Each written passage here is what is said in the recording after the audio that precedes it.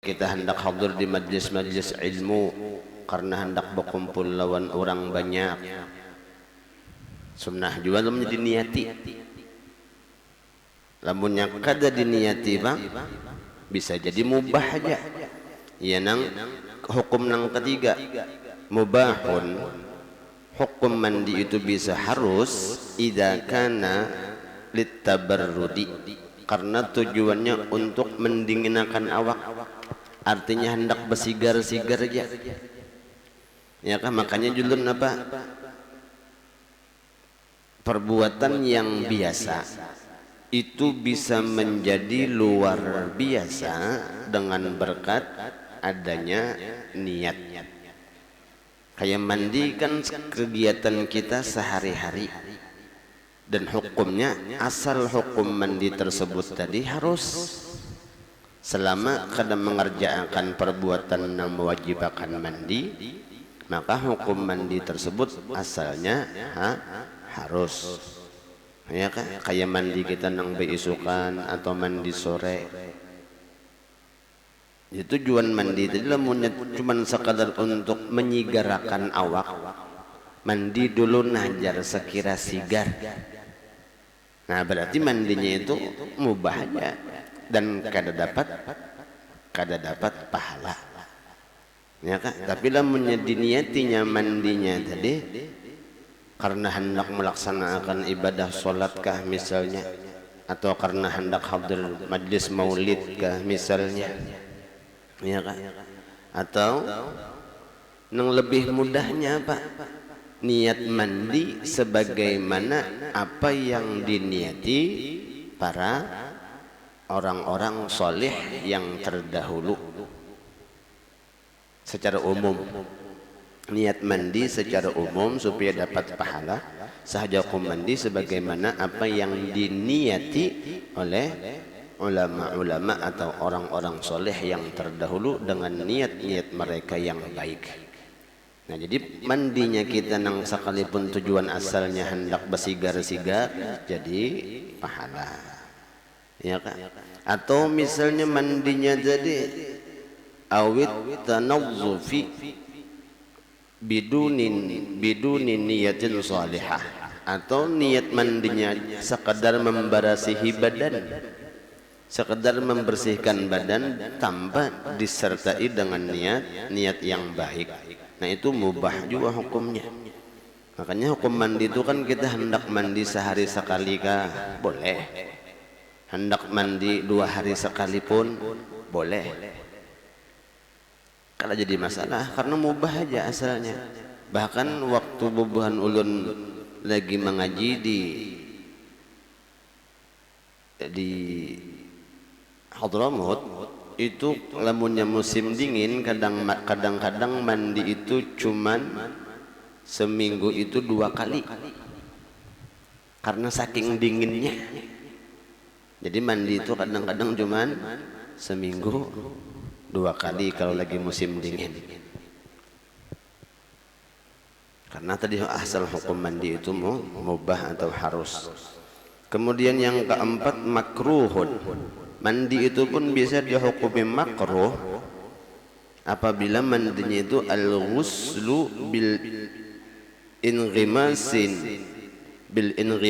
lis-shaim. Mandi bisa dihukumi makruh apabila mandinya itu sambil menyelam bagi orang yang puasa. Nah bagi orang yang puasa lamunnya mandinya sambil menyelam itu dihukumi makruh. Lamunnya menyelam sambil minum jelas batal, ya kan? Supaya jangan ketahuan orang, jadi mandi dah puasa sambil menyelam sambil minum air jelas batal berarti, ya kan? Asal hukumnya kan makruh. Kenapa jadi makruh? Karena dikhawatirkan ketika kita menyelam tadi kemasukan banyu lewat telinga kah, atau kemasukan banyu lewat hidung kah, atau mungkin lewat mulut, lalu asal hukum makruh. Nah, lamunnya sudah kemasukan di telinga kita misalnya, atau di hidung atau di muntung, jelas bisa membatalkan lawan puasa. Kemudian haram. Nah, haram ini ada terbagi dua. Ada haram ma'as-sihah, artinya gawiannya haram tapi sah mandinya. Idza kana bima'in maghsubin, apabila mandinya itu menggunakan air rampasan atau air curian. Sah mandinya, cuman haram. Kenapa? Karena pakai baju cuntanan. Iya kan? PDAM misalnya di teknikinya sekira kilometernya PDAM kada berjalan. Iya kan? Digunakannya gasan mandi. Digunakannya gasan wudu kah misalnya, maka gawiannya tadi sah, tapi mandinya itu sah, cuman hukum mandinya haram. Kenapa? Karena menggunakan banyu cuntanan. Kemudian ada di antaranya haram ma'a adami sihah, sudah gawiannya haram kemudian tanpa sah, artinya kada sah gawiannya, sudah haram dan kada sah. Apabila mandinya itu idza kanat haidhan biniyati ta'abbud. Nah, gawian nang mandi haram dan kada sah itu apabila adanya perempuan yang haid, bini-bini yang lagi men atau haid, mandi wajib niatnya, atau biniyati ta'abbud dengan niat beribadah, maka kada sah dan haram hukumnya. Ya kan? Atau misalnya bini-bini wudu, jerlun pembahasan waktu bab wudu dahulu. Ya kan? Bini-bini dalam keadaan haid kemudian inya niat wudu, maka kada sah wudunya dan haram hukumnya. Kenapa? Karena perbuatannya sia-sia dan ibadahnya pun ditolak. Jadi kada boleh bagi bini-bini nang haid itulah punya niatnya, tujuannya untuk ta'abbud, beribadah tadi. Bila munnya tujuan mandinya hanya sekadar memberasihi diri, tentu kada jadi masalah. Kalau itu salah pemahaman kena timbul bahrahatan haid kada bemandian lagi. Ya kan? Ini lamunnya diniati mandinya itu untuk ibadah. Nah, tapi ada juga pengecualiannya pula. Di antaranya apa? Istisnanya pengecualian bagi bini-bini nang haid itu apabila mandinya itu untuk hari raya. Nah, lamunnya hari raya inya haid, maka tetap disunnahkan mandi hari raya. Tujuannya apa? Menta'zim, memuliakan lawan hari raya Idul Fitrikah itu atau Idul Adha.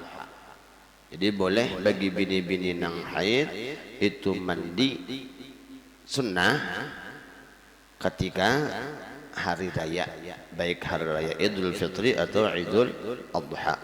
Atau misalnya si bini-bini ini rahatan hendak mengerjakan ibadah haji. Nah, ketika ini hendak sampai di apa ngarannya, di perbatasan, ketika hendak memasuki kota Makkah, itu kan biasanya singgah dulu di apa, kalau yang dari Madinah hendak ke Makkah biasanya singgahnya di Abiyar Ali atau Bir Ali. Nah, singgah di Bir Ali itu karena hendak memasuki kota Makkah, maka sekalipun haid bagi si bini-bini tadi sunnah ini mandi karena hendak memasuki kota Makkah. Ta'zim li Makkatil Musyarrafah. Tujuan niat mandinya tadi untuk memuliakan kota Makkah. Atau misalnya hendak ke Madinah, sekalipun haid maka sunnah juga mandi ketika hendak masuk ke kota Madinah, karena tujuannya tadi memuliakan tanah haram atau tanah Makkah atau Madinah itu tersebut. Nah, jadi bagi bini-bini ada batasan-batasan. Nah, ketika hendak beudukah ini atau ketika hendak mandi kah, lamunnya tujuan mandinya jadi untuk ibadah rahatan haid, maka itu hukumnya haram dan kada sah niat mandinya tadi. Adapun yang mewajibkan mandi itu sittah, ada 6 perkara. Nah, yang dari 6 ini pulang wahiyya qismani, ada terbagi kepada 2 bagian. Bagian yang pertama mayakhtassu bin nisa'i salasah, yang dikhususkan kepada bini-bini itu ada 3. Ya kah? Ini bini-bini aja nang diwajibkan mandi nang 3 ini. Nang pertama apa? Al-haid, ketika ia selesai daripada haid. Artinya suci daripada haidnya, maka ia wajib mandi. Terus namunnya haidnya itu terputus-putus panjang. Misalnya kan standarnya, kebiasaannya minimal bini-bini haid itu 1 kali 24 jam. Paling sedikitnya. Standarnya antara 6 sampai 7 hari. Nah, limbah hari ke-8 ke-9 limbah itu dilihat, dicek, sudah kada ada lagi darah. Mandi ini. Limbah sudah mandi, kenapa dapat 2 hari pulang setelahnya keluar pulang darah? Artinya hari ke-9, hari ke-10 atau hari ke-10 dan ke-11 masih ada keluar darah. Nah, kayak apa itu hukum mandinya? Maka hukum mandinya jadi yang pertama itu sudah kada dianggap. Karena masa paling lawasnya haid bagi bini-bini itu 15 hari. Ya kan? Nah, jadi perlu juga mendalami, khususnya bagi bini-bini inilah memperdalam ilmu masalah haid. Apalagi misalnya bulan puasa, yang kadang-kadang perasa kita sudah suci, tahu-tahunya masih dalam masa haid. Karena paling lawasnya masa haid bagi bini-bini itu 15 hari, berarti harus inya menghitung mulai keluarnya haid sampai berhentinya babila, kemudian keluar nang setelahnya pulang babila. Nah, lamun nyata gawinya puasa tadi masih dalam masa-masa haidnya, maka puasa yang dilakukannya itu dianggap apa? Dianggap sia-sia, pintangan gawian puasanya. Maksud dianggap sia-sia artinya wajib mengqadha. Adapun masalah pahala puasanya itu tergantung kepada Allah Subhanahu wa taala. Jadi wajibnya mengqadha, lamunnya rahatan haidnya jadi rahatan puasanya jadi masih dalam masa haid. Misalnya hari ke-7 berhenti puasa, apa berhenti haid sampai ke hari ke-9, ke-10, sekalinya hari ke-11, 12, 13 masih ada keluar darah.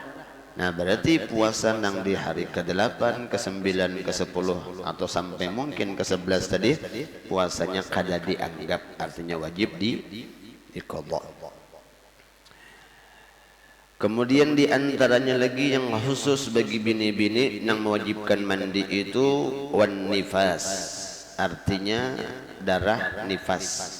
Nifas ini darah yang keluar, yang mengiringi atau keluarnya itu setelah melahirkan. Nah, standarnya biasanya itu 40 hari. Ya kah? Tapi ada juga yang kurang pada 40 hari. Jadi pintangan nifas itu apabila sudah berhenti darah nifasnya, maka wajib juga bagi bini-bini itu mandi. Adapun yang ketiga yang dikhususkan bagi perempuan itu wal wiladah, artinya wajib mandi bagi bini-bini ketika setelah melahirkan. Nah, jadi pintangan nifas lain, pintangan melahirkan pun lain.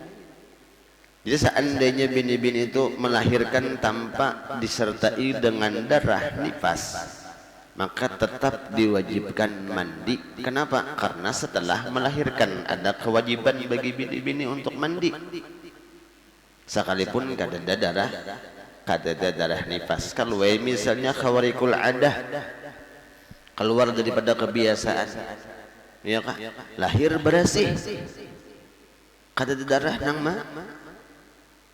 menggiring daripada ketika melahirkan si anak tadi, tetap wajib mandi. Kenapa? Karena pintangan melahirkannya pun ada kewajiban bagi bini-bini tadi untuk melakukan kewajiban mandinya tadi.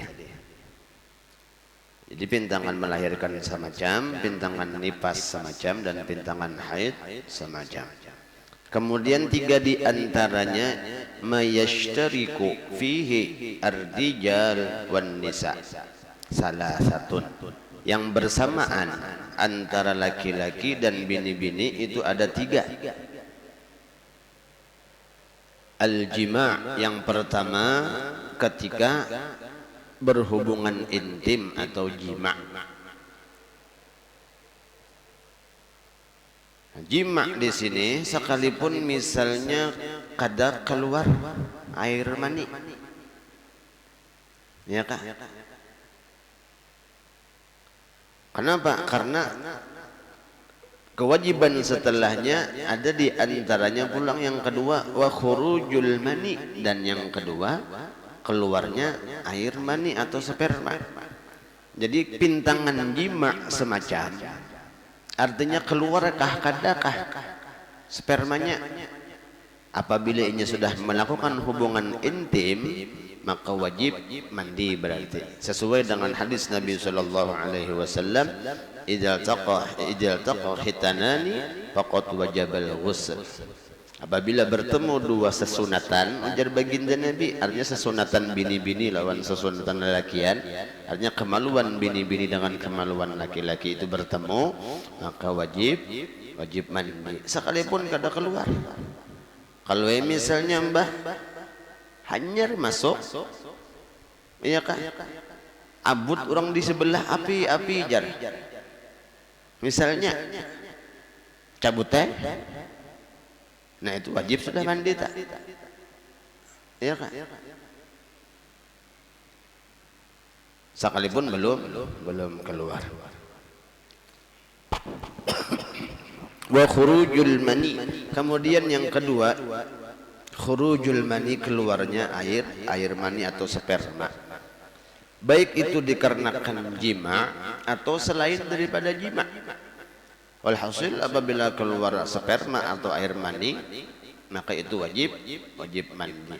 Entah itu karena mimpikah misalnya, ataukah itu karena khayalnya yang kelewatan, ya kah? Pelimpatan bahaya sampai keluar spermanya misalnya.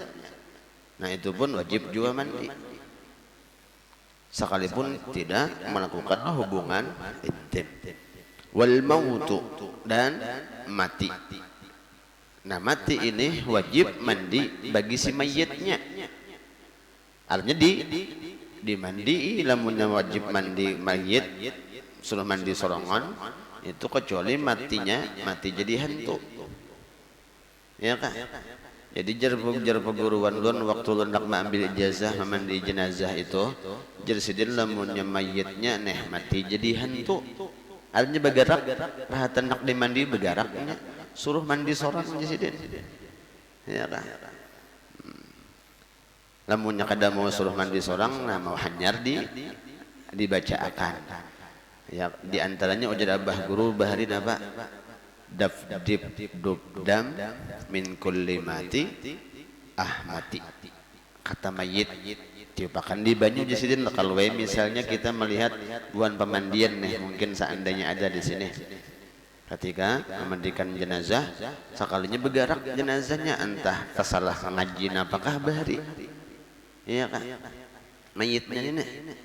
Lalu kita melihat ada keanehan-keanehan, lalu baca akan di banyu dab dip dub dam min kulli mati ahmati.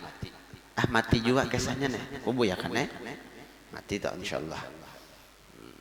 Alhasil adalah jadi 3 nang bersamaan tadi, nang bagi bini-bini laki-laki di antaranya jima sekalipun kada keluar air mani, kemudian khurujul mani sekalipun tidak jima, kemudian yang ketiga wal maut atau meninggal dunia atau mati tadi. Syarhu mujibatil ghusli, keterangan tentang mewajibkan mandi. Yang pertama di antara keterangan yang mewajibkan mandi itu ilajul hasyafah fil farji, artinya masuknya kemaluan ke dalam farji. Nah, farji lamunnya roknya sukun berarti kemaluan, lamunnya roknya fathah itu lapang. Lamunnya pian berdoa Allahumma inna nas'aluka Allahumma nas'aluka farji japian berarti minta kemaluan berarti. Ilajul hasyafah, tenggelamnya atau masuknya kemaluan fil farji ke faraj, ke apa? Hasyafah itu bahasa modernnya penis.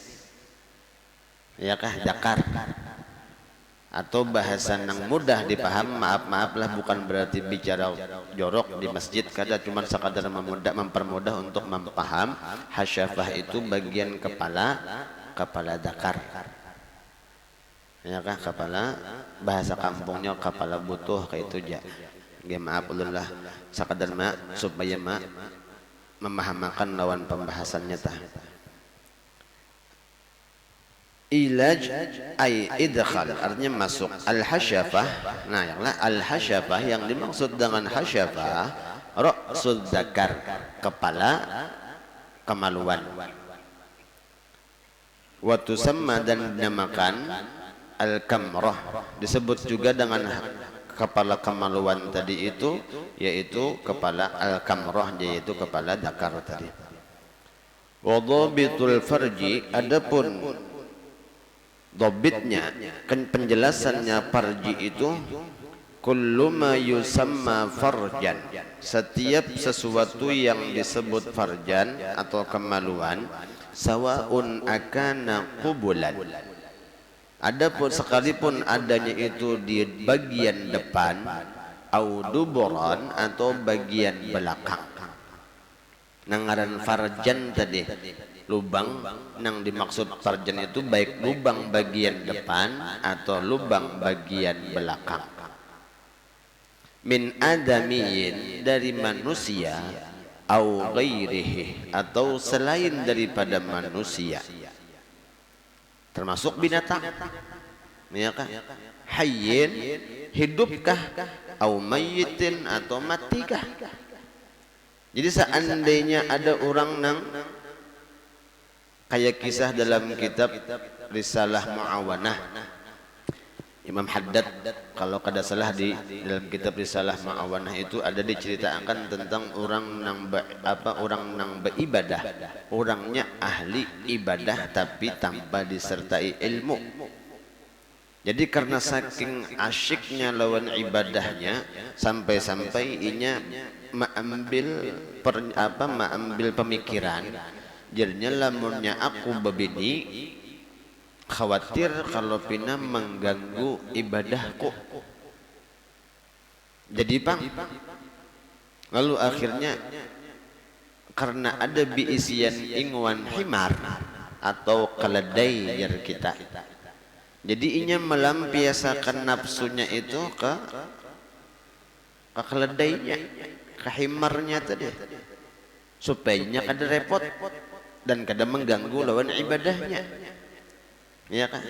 Nah itu gara-gara orang nang beribadah cangkal tapi kada berilmu, lalu tersalah mengambil pemikiran pemahaman daripada babini dinya cagar merepotakan kena mana ma ongkosi bahnya babini ba anak kena cagar mah ragu anak pulang, lalu akhirnya melampiaskan nafsunya ke himarnya. Nah ketika ia melakukan perbuatan tersebut tadi, apakah hukumnya tetap wajib mandi atau kada? Karena di sini kalimatnya min adamiyin au ghairi, baik itu kemaluan yang dimasukkan tadi kepada lubang dubur atau kubulnya bini-binikah, manusiakah atau binatangkah, tetap wajib mandi. Kalau misalnya Iya itu deh model indah. Indah napa? Indah repot. Apalagi jujuran larang. Misal bayu 50 jutaan wah ini. Hah? Ada kambing orang. Na'udzubillah summa na'udzubillah. Seandainya terjadi juga nang kayak itu maka wajib juga mandi. Atau misalnya berhubungan intim dengan bangsa jin. Ya kan? Kalau baiknya tekanannya hendak tetap wajib mandi juga. Atau misalnya sudah meninggal dunia sekalipun nang digaulinya. Kalau karena saking sayangnya lawan bini nih. Lalu untuk yang terakhir kalinya sebagai tanda perpisahan. Bini sudah meninggal digauli sidin misalnya. Bini sidin juga apa? Tapi sudah meninggal tetap diwajibkan mandi juga.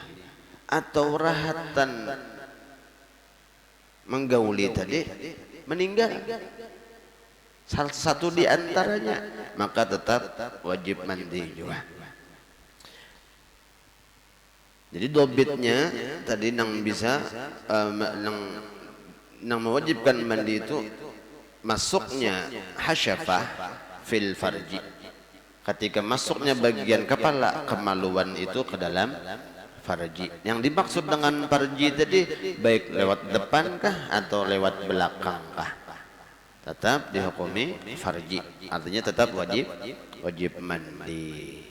Kama qala sahibus Safwatiz Zubat, sebagaimana yang disebutkan dalam kitab Safwatiz Zubat, mujibuhu, yang mewajibkannya mandi itu al-maniyu hina yakhruj, air sperma atau air mani ketika keluar, wal mautu, kemudian orang yang mati, wal kamratu haitsu tulaju farjan, kepala zakar yang sekiranya telah memasuki akan kemaluan atau farji, walau maitan, sekalipun mayit, bila i'adah, dengan tambah dikembalikan, wal haidu, dan haid, wan nifasu, dan nifas, wal wiladah, dan kelahiran atau melahirkan. Dhabitul mani alladhi yujibul ghusl. Dobit atau pengertian air mani yang mewajibkan mandi itu ada dua macam. Yang pertama, ayyakuna maniyan syakhsi nafsih, fala yajibul ghuslu idza kharaja minhu maniyyu ghairihi, walakin yanqudul wudu'. Yang pertama yang dimaksud mani artinya air sperma nang keluar nang bisa mewajibkan mandi itu ayyakuna mani syakhsin nafsih, artinya air mandinya itu air mandinya sendiri. Artinya lamunnya air mani orang lain, fala yajibul ghuslu, maka tidak wajib mandi. Idza kharaja minhu, apabila keluar daripada kemaluannya itu maniyyu ghairih, air sperma atau air mani orang lain atau suaminya. Nah ini bagi bini-bini inilah, misalnya limbah sudah berhubungan intim lawan suaminya, limbah itu mandi berdua. Kenapa limbah mandi tuntung berabah-rabah nang bini? Sakanya Anda berasa keluar mencet apa titikan. Iya kan? Dan di apa? Mbahnya diperiksa, baunya, warnanya, oh ini sperma, ini ciri-cirinya ada. Tapi tampak terasa keluarnya. Kalau mani itu kan keluarnya taladzud, ada rasa nikmat ketika keluarnya, tapi ini tidak berasa nikmat. Nah berarti yang keluar tadi itu bukan spermanya, bukan air maninya inya. Artinya air mani yang tertinggal bekas ampun lakinya, ampun sang suami. Maka kada wajib mandi lagi. Kenapa? Karena nang keluar dari kemaluan si bini-bini tadi bukan spermanya inya sorang. Artinya bakas ampun laki nang tertinggal di dalam. Makanya sunnah ketika kita hendak mandi wajib itu untuk mengeluarkannya dulu dengan diusahai bekamih dulu. Jadi sebelum mandi itu diusahakan sekira mau bekamih dulu, mbah sudah bekamih istinja, wudu, hanyar niat mandi. Nah, seandainya terjadi nangke itu tadi pintangan keluar mandi orang lain tadi, maka kada wajib mandi, walakin yang qudul wudu, akan tetapi membatalkan wudu. Kenapa? Karena ada cairan yang keluar mulai dari kemaluannya, ya kan? Jadi pintangan itu maka wajib nyebu wudu bahasa lamunnya hendak melakukan sholat. Apakah wajib dibasuh atau kada? Lamunnya yakin bahwasanya itu mani, maka yang namanya air mani itu suci. Ya kah? Menurut mazhab Syafi'i, sperma atau air mani itu suci. Jadi seandainya takana selawarkah atau tapihkah misalnya, maka hukumnya tetap suci. Karena dalam riwayat Sayyidah Aisyah meriwayatkan itu pernah mengikis, dia bahasnya mengikis daripada sisa sperma yang menempel di sarungnya baginda Nabi. Ya kan? Artinya karena mengikis itu kan kada menapas, dikikis aja pang dikarik ya. Jadi hukum sperma menurut madhab kita Syafi'iyah itu jelas suci. Nah, wallahu alam, mungkin ada madhab nang lain yang memadahkan sperma itu najis, ya Allah alam. Cuman seandainya sperma itu najis, lalu nang kayak bubuhan kita nang ada, sedangkan kita tercipta dari air sperma juga di antaranya. Jadi dobitnya nang air mani nang bisa menyebabkan mandi itu di antaranya. Jadi apabila sperma kita seorang nang keluar, lamunnya sperma orang khususnya bagi istri nang mungkin masih ada sisa sperma laki nang tertinggal di kemaluannya tadi, maka kada wajib mandi. Kira-kira angka situ dulu lah karena sudah isyraq juga. Sambungannya insyaallah dalam kesempatan yang akan datang. Wallahu taala a'lam. Mudah-mudahan apa yang disampaikan ada manfaatnya, khususnya lawan pribadi ulun dan kita seberatan kaum ma'amalakan, dan mudah-mudahan dengan berkat kita hadil majlis ilmu, segala dosa dan kesalahan kita, dosa dan kesalahan kedua orang tua kita, guru-guru kita, jiran tenaga kita, tetangga kita dan seluruh kaum muslimin diampuni oleh Allah Subhanahu wa taala zahir batin seumur hidup. Dan mudah-mudahan dengan berkat kita hadir di majlis ilmu, segala hajat-hajat kita, hajat kedua orang tua kita, hajat guru-guru kita yang pernah berjasa dalam berhajat lawan kita, bil khusus hajat orang-orang yang membantu atas kemakmuran masjid ini, mudah-mudahan segala hajat-hajatnya dikabulkan oleh Allah Subhanahu wa taala, baik hajat-hajat dunia ataupun hajat-hajat akhirat. Dan mudah-mudahan kita diberikan kemudahan oleh Allah untuk bisa berziarah ke makam Rasulullah, baik ibadah haji atau ibadah umrah. Dan mudah-mudahan keseberataan, keseluruhan khusus dan seluruh kaum muslimin selalu diberikan iman yang sempurna, mati membawa iman, dapat mengucap kalimat la ilaha illallah di akhir hayat, masuk syurga bi ghairi hisab, berkumpul bersama dengan baginda Rasulullah dalam syurga. آمين يا رب العالمين. على هذه النية الصالحة بالقبول وإلى حضرة النبي سيدنا محمد صلى الله عليه وسلم. شلم الفاتحة. أعوذ بالله من الشيطان الرجيم. بسم الله الرحمن الرحيم. الحمد لله رب العالمين الرحمن الرحيم مالك يوم الدين. إياك نعبد وإياك نستعين اهدنا الصراط المستقيم صراط الذين أنعمت عليهم غير المغضوب عليهم ولا الضالين. آمين. ربنا انفعنا بما علمتنا، رب علمنا الذي ينفعنا، رب فقهنا وفقه أهلنا وقربات لنا في ديننا مع المسلمين، وذكر ربي وفقنا وفقهم لما ترتضي قولا وفعلا كرما، وارزقنا لكل حلالا دائما وأخلا أتقيا على من نحظى بالخير ونفى كل شر. ربنا أصلح لنا كل شيء وخر بالرضا منك العين، وقضي عنا ربنا كل الدين قبل أن تأتينا رسل من الغفير واستر أن تكرم من ستر، وصلاة الله تغشى المصطفى من الحق دعانا والوفى بكتابه في للناس الشفاء الشبه وعلى الآل الكرام الشرف وعلى الصحب المصابر. اللهم اهدنا بهداك واجعلنا ممن يسارع في رضاك ولا تولينا وليا سواك ولا تجعلنا من خالف أمرك وعصاك. حسبنا الله ونعم الوكيل ولا حول ولا قوة إلا بالله العلي العظيم. اللهم إنا نعوذ بك من علم لا ينفع ومن قلب لا يخشى ومن نفس لا تشبع ومن دعاء لا يستجاب لها برحمتك يا أرحم الراحمين. وصلى الله على سيدنا محمد النبي الأمي وعلى آله وصحبه وسلم. فضل سبحان ربك رب العزة عما يصفون السلام على المرسلين الحمد لله رب العالمين. سبحانك اللهم وبحمدك أشهد أن لا إله إلا أنت أستغفرك وأتوب إليك. Ampun maaf minta hadal minta ridha.